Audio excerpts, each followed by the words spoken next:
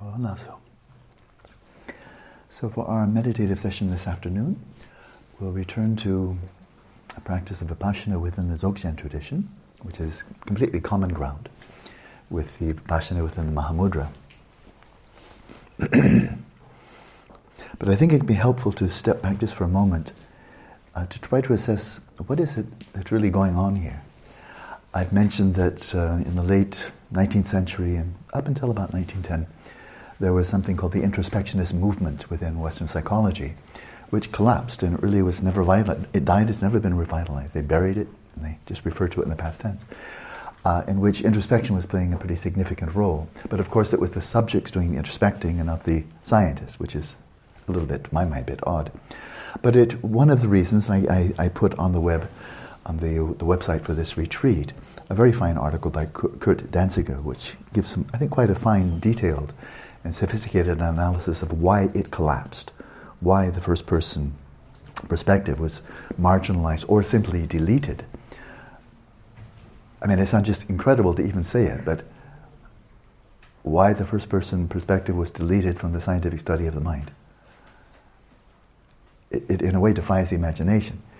It's like, why there was a point at which astronomers just refused to look at the sky anymore. It's kind of like, what? What? Why would they do that? Are they no longer curious about the stars? Why are they not looking? Well, they weren't.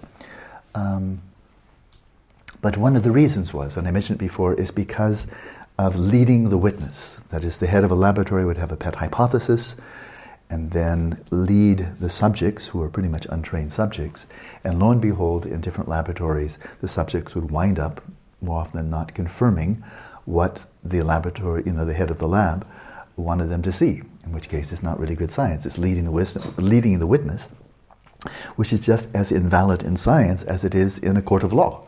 Leading the witness, right? Bad law, right? Good. So there we are. So that shouldn't be done. Well, gosh, aren't we leading the witness an awful lot here? I'm holding up my little external hard drive for my brain of these teachings. Because what I'm going to, in this next meditation, be just giving one more guided meditation from Padmasambhava, this time from a text that I've never taught in its entirety. I've only taught the beginning of it, and that is the enlightened view of Samatha Vajra. It's kind of the condensed version. It really is a condensed version of the Vajra essence. Instead of being 400 pages, it's collapsed down into about 80, very dense. And it covers only those short 4 practices: Shamatha, Vipashyana, Chökyi Gyaltsen. That's it. And it's complete. So I'm going to be citing from that. I've received the oral transmission on that from one very fine monk and lama who lives in Santa Barbara.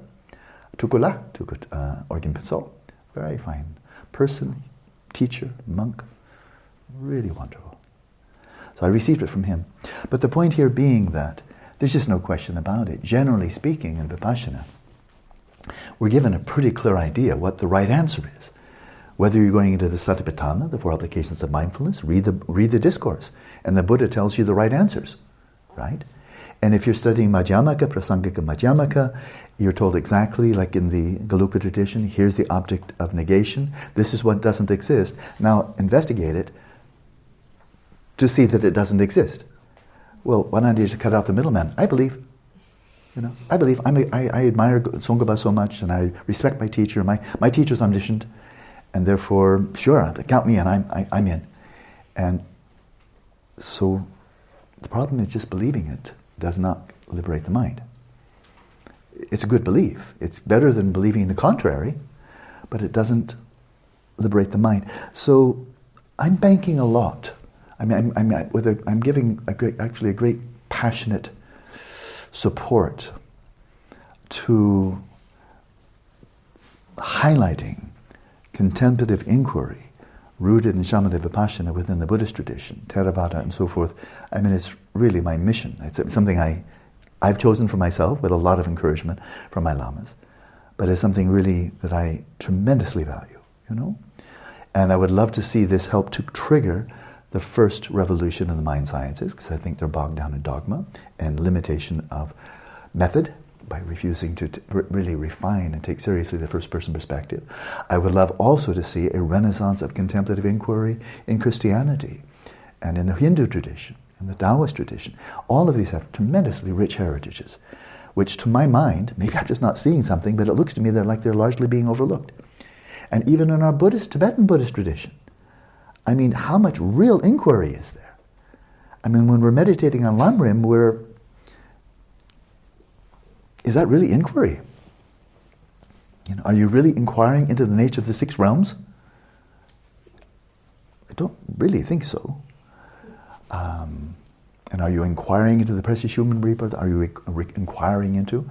So, no. So what we're doing here, I think, is we don't have a parallel in the modern West. And that is, we have in the modern West, Christianity is the tradition I was born in which faith is paramount, and the Apostles' Creed, having your beliefs correct, not being a heretic. Don't get your beliefs wrong, you know, conform. There are truths here, and you should know what they are, you should believe in them, accept them, live a virtuous life, follow the teachings of Jesus, and then by the power of grace, you will be redeemed. But having correct beliefs is pretty important. And you're not expected to confirm them in this lifetime. You'll, as St. Augustine himself said, the contemplative life begins in this life, but is completed only in the afterlife. Only then does everything become clear. Okay? And if you have faith, fair enough. And if you don't have faith, you don't have much to work with. In fact, I don't think you have anything to work with. And so there's that. Get all the right answers. You don't know that they're true, but you will one day, and it will serve you very well. And faith has proven to be, I mean, Christian faith, for example, has proven to be a tremendous blessing to many, many people. That's just an empirical fact. It doesn't matter whether you believe their faith is true or false, but the Christian faith has been of tremendous benefit to many, many millions of people. You know, believing that, transforming, inspiring them, encouraging, helping them get through terrible adversity and so forth. That's a fact. Okay, so we're familiar with that. We're familiar with that, right? And then we have exams as we go through our education. History exams, mathematics exams, physics exams, and so forth. And there are right answers that the teacher knows, the whole system knows, and you take the exam to see whether you get the right answers that they already know are true. You don't, when I was studying mathematics, for example, studying physics at Amherst, I didn't go to the professor and said, Professor, you know, your way of teaching calculus I think is an interesting hypothesis. I will test to see whether it's true. I think he might say, who the hell do you think you are? We've been working on this for quite a long time, you little punk, you know. We have the right answers, and if you don't get my right answers, you're not going to get a good grade. So working hypothesis, whatever. We know, you don't know, see if you can catch up. Right? And likewise when I was studying physics. As an undergraduate, I didn't go very far. I didn't go into postdoc or anything like that. But through your undergraduate work just for starters, and through a good deal of your graduate training as well, you are running experiments for which the answer is already known. And you run a good experiment if you confirm what people have known for some time now. And that goes for the theoretical part. If you're working on the, let's say, special relativity, they already know. Can you get the right answer? They already know it. And you're tested now not by faith in some afterlife, but the answer is known. So for theologically, say God knows the answer. He already gave you the answer. Conform, and you find out in your afterlife that he was right. In science, for much of science education, it's getting the right answers that somebody else already knows. And then, if you're really, really good, and not a small percentage of people who study science do this, you might be out there on the cutting edge doing research where they don't know the answer. And then you need to be very open. You can have a hypothesis, but you really have to be open. But the cutting edge research, like looking for the Higgs boson, they didn't know whether it existed or not, and many others. Gravitational waves, I think they just came up with some empirical evidence supporting that. They didn't know, but just recently they found some clear evidence, highly suggestive of that. But they didn't know, right? So that's how science, and that's what keeps science fresh and keeps scientists kind of like having a sense of adventure. We are going where no one has gone before. We will discover. We need to keep our minds open. And so there's that. So that we know about. That's really good science. And that's where you must not, bias your mode of observation. Don't lead the witness. You have to be objective. Go ahead and have a working hypothesis, but don't tilt your observations to confirm your pet theory. It does happen, but it's not good science. This is neither the one nor the other, although having said that, most Buddhists are accepting Buddhist truth as most Christians accept Christian's truth, and as most students of science, or the general population that has faith in science, they accept because somebody else says. It's not really much different than scientific, that is, religious belief. Because most of the general public, they're in no way in a position to put those theories to the test. Like I'm capable of really testing to see whether exoplanets really exist or not. That'll probably take me 5 or 10 years just to be able to, to be able to make, have a voice that matters. This is something unique. This is something unique. In religion, faith transforms, that's true. In science, the knowledge you acquire doesn't really change the one who knows that much. I mean, I ran physics experiments, we all had to, and I would learn things in classical mechanics, electromagnetism and so forth. We ran the experiments, but then when I got it, or when I was studying advanced calculus and I got the right answer, it didn't change my mind. It didn't purify, it didn't elevate, it didn't shift my perspective on reality. I simply acquired some more data points, more information, more knowledge, more understanding. But it didn't shift the nature of the observer. I wasn't transformed, right? Any more than I've been learning accounting or banking or gardening. The knower is not really transformed deeply by gaining that knowledge. All of this here, and I'm pointing at this because there's just so much information on this, on my little computer here. All of this information is precisely designed, it's insight, it's knowledge, all of which are fingers pointing to the moon. All of the teachings I'm giving, all the transmissions, all of this, all the texts, the root text commentaries and so forth, these are all fingers pointing to the moon to lead you to a realization that will radically transform you as the knower and will lead you beyond the tip of the finger, beyond the scope of conceptual knowledge, beyond what you can articulate, beyond what you can present in a paper or get a right answer for. This is not like anything we have in the modern West. It's not religion, it's certainly not just philosophy. It can look like philosophy. This isn't philosophy in the Western sense of the term. And it's not science in the Western sense of the term of looking for answers that nobody's ever found. No, we're looking for answers that Padmasambhava already knew a long time ago. And Jigme Lingpa and Dujum Lingpa and the Longchen Rachampa, and the list goes on and on and on. This is very well charted territory. So it's something that we don't have. It's something outside. Now, just a final point, because I'm eager to get back to the meditation, which will be familiar and not. And that is in the mix of all of this. Long before the 1950s, I think about 55 or so, the term placebo effect was coined. There was a seminal paper about it, that this is something real, that changes do take place in the body because people believe, they have faith, conviction, expectation, and so forth. And then, of course, they erroneously call it the placebo effect. But before then, it was common practice. So I'm reading a little bit of the history of medicine in the United States, which, my homeland, that doctors, really good doctors, compassionate doctors, wise doctors, when they saw that they had no effective treatment for someone, it just wasn't available, they would sometimes then prescribe something they knew would be like a vitamin, but they wouldn't say. They would prescribe something they knew that would be totally harmless. But they knew, because their job is to help people feel better. And if they can't heal them, maybe they can at least make them feel better, or who knows. And so they prescribe something, a vitamin supplement or something, and then instill faith in their patient that this may be really, really, really helpful. And they knew what they were doing. And I have no criticism of this at all. They were utilizing the power of their patients' minds to help them heal, or at least feel better, or have some hope, inspire, and so forth. This is compassionate. It's good. That is massively leading the witness. They were not running a clinical trial. You may be getting maybe getting a placebo, maybe getting a medicine, think whatever you like.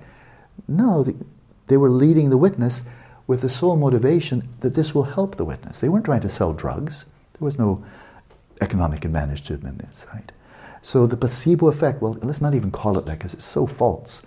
The mental effect, the faith, trust, confidence, expectation, desire effect, it's powerful. It's really powerful. And it's all about leading the witness, right? Leading the witness, exactly that. And so these teachings here, it's not just placebo. It's certainly not that. Like, we could just be doing any old thing, but, believe and you'll realize Rigpa. I think you all have some sense of the sophistication, really, this is really smart. These teachings from Padmasambhava, from Panchen Lozang, these are brilliant people. So the methods are not just rigmarole, but, believe it will help you.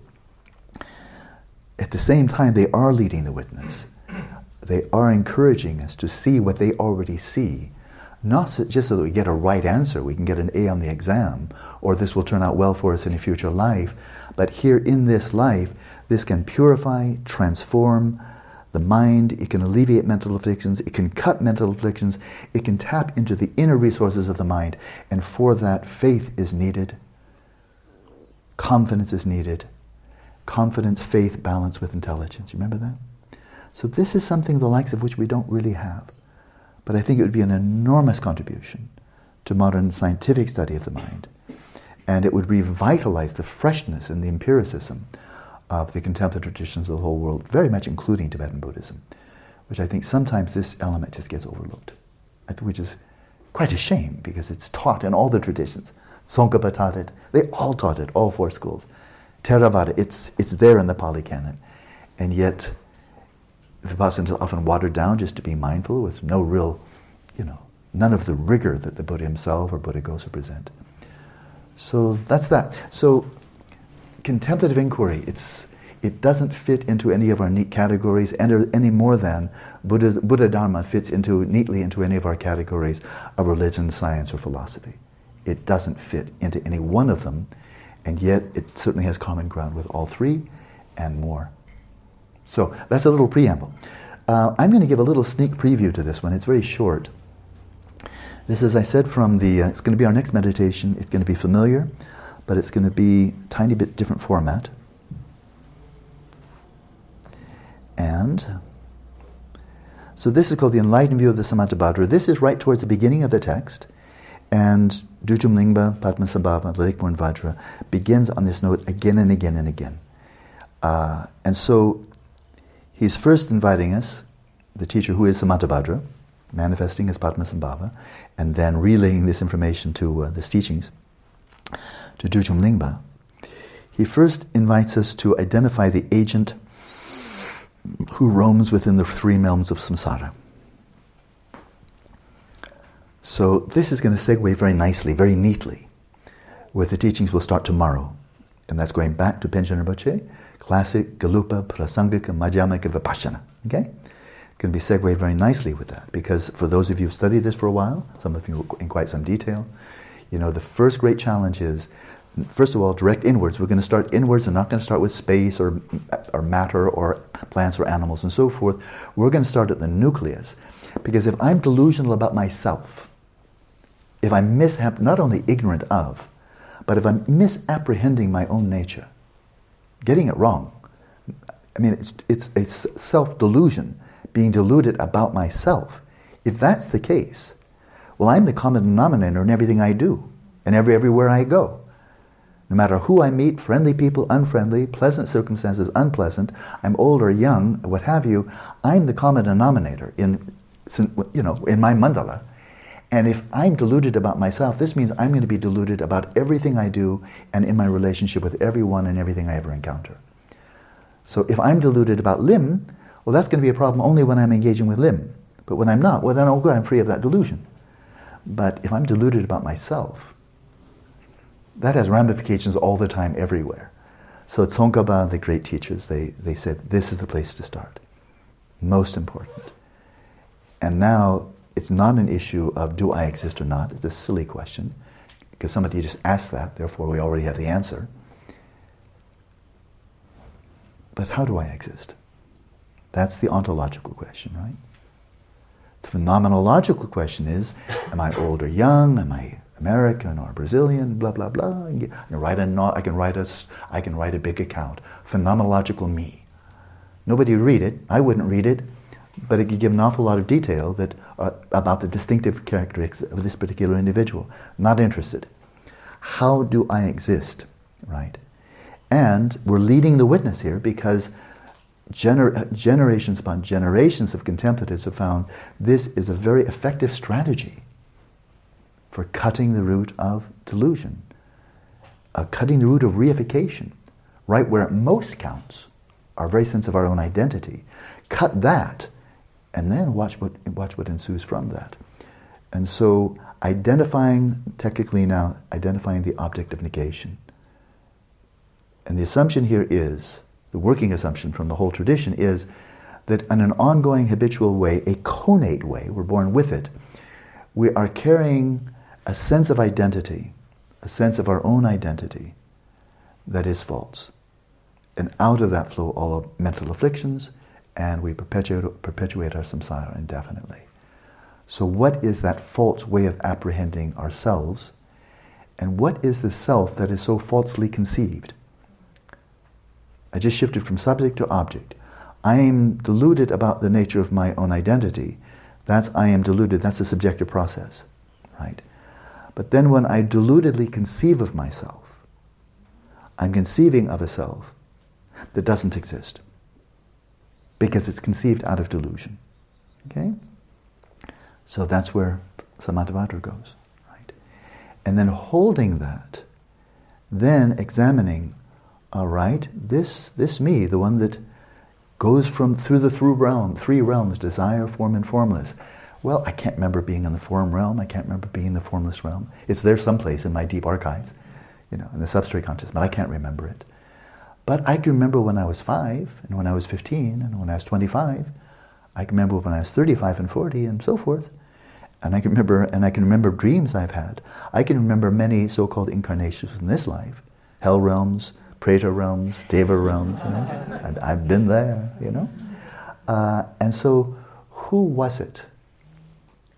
Now it gets interesting, right? Because I don't look like I did when I was 5 or 15 or 20 or 30 and so forth. Different manifestations. My mind is very different now than it was. I mean, that's true for anybody. If you're practicing Dharma, then hopefully it's all the more true in a positive way. But my outlook, my perspective, my way of thinking and so forth is not that of a teenager anymore. I certainly don't look like a teenager. And so, what is that agent?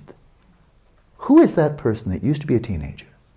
Used to be a college student, used to be a monk, used to be, and used to live there, and used to be doing this, used to be teaching Tibetan language, used to.